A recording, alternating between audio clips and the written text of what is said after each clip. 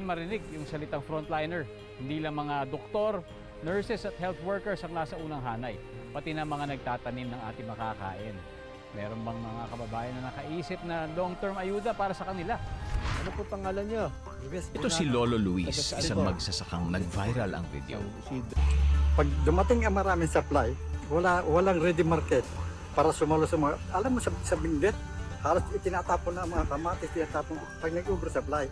Ang kanyang kwento ay isa lang sa mga ibinahagi ng Rural Rising Philippines, isang online community na itinatag ng mag-asawang negosyante sa Baguio, sina Ace at Andy Estrada.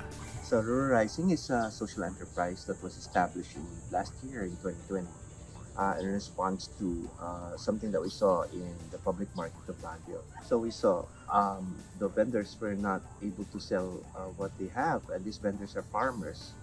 And they were just giving it away. There were no buyers. At nabuo ang samahang ito dahil din sa nag-viral na online video.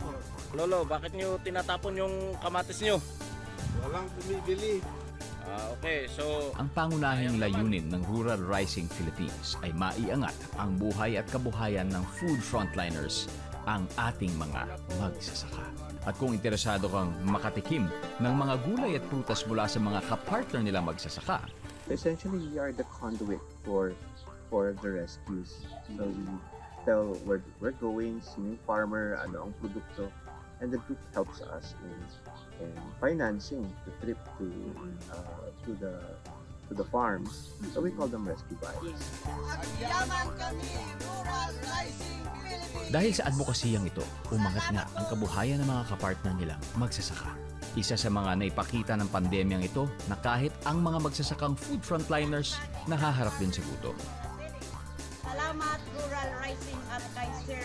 At ang problemang yan, ang pagbuhay ng Rural Rising Philippines sa Filipino Spirit of Bayanihan ay isang magandang kasagutan.